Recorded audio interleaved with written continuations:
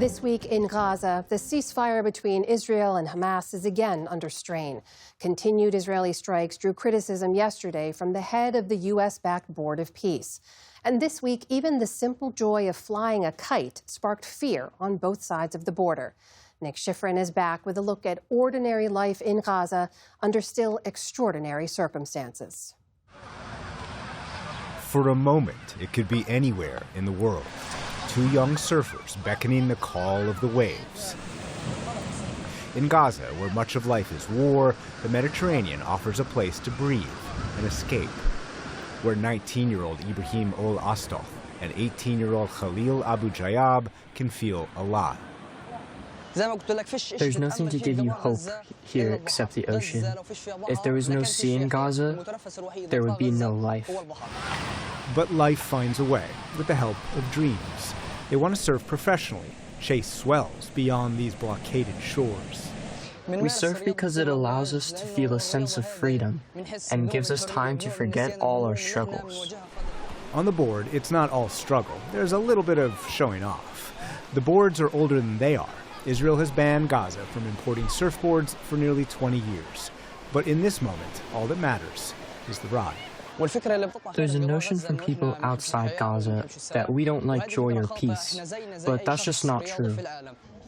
13-year-old Omar Halawa's joy and peace comes when he combines a wooden frame, a little string, and colored paper into what he calls his stress relief. The family says he lost his leg in an Israeli strike. Ever since, he's turned to kites, a yellow hexagon with a tail in a blue sky over a tent city, providing him and his sister a fleeting feeling of freedom. Because of the drones, they'll bomb the kites. I'm taking it down so a missile doesn't hit us. We're not doing anything. We're just playing. In Gaza, playing can be a rare commodity. Kites have long been a source of fun, even wonder, especially today, flying over Gaza's canvas homes. Yasmin is Omar's mother.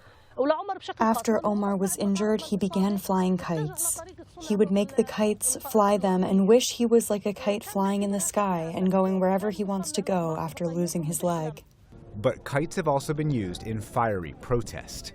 Back in 2018, young Gazans launched incendiary kites into Israel, sometimes burning fields attached to southern Israeli communities. This week, those communities launched their own protests, demanding Israel dismantle Hamas and warning that ordinary kites that recently flew over the border were tests by Hamas's government. Last year's ceasefire was designed to remove Hamas from power and rebuild the Strip. So far, it has not. And it was also supposed to stop the killings. But the UN says since the ceasefire, more than 1,200 Palestinians in Gaza have been killed. This spring, the UN Independent International Commission of Inquiry repeated its accusation that Israel committed genocide in Gaza. Israel rejects that and blames civilian casualties on Hamas operating from civilian infrastructure. And Israel accuses Hamas of trying to rebuild its military capabilities and says recent targets include Hamas commanders who participated in the October 7 terrorist attack. Gazans are still suffering the war launched by Israel after that day. Last month, they held a mass funeral for 112 members of a single extended family, 40 of them children, whose bodies had been buried beneath the rubble for nearly 3 years, all witnessed by Gaza's children. Here in Gaza, we are not just numbers that are written into news stories. We are human beings with names, homes, dreams, and a family that loves you. Layan Al-Kubka is 11, an age when the world should be full of wonder. In Gaza, it's mostly full of wounds. There are a lot of children who died because of fear. Can you imagine children dying from how scared they are? There are a lot of martyred children and a lot of orphan children. I was shocked to learn how these children will live without a mom and dad. But sometimes, even surrounded by grief, children get to be children again and share stories on Instagram. She has no freezer, so she found a way to make watermelon ice cream. And she says Gaza has no international support, so she found an advocate 2,000 miles to the west, Spanish Prime Minister Pedro Sanchez. And a child's voice carried through the phone crossed borders. To Leon, all the children of Gaza, and your families, I want to tell you something very simple, and it's this. All of Spain hears you, sees you, and cares for you, and doesn't forget about you. For Gazans, forgetting is impossible. Turning trauma into art can help heal scars. Sarah is 15, whose work focuses on women carrying the weight of war, yearning for a home that now lives only in memory.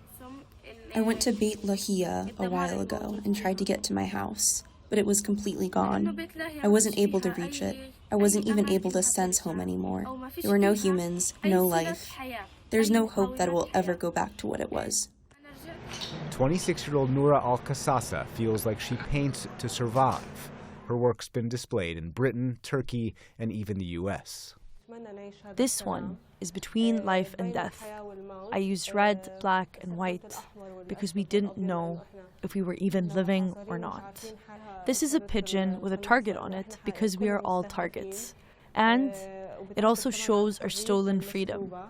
This one talks about the occupation and that we dream of living in peace.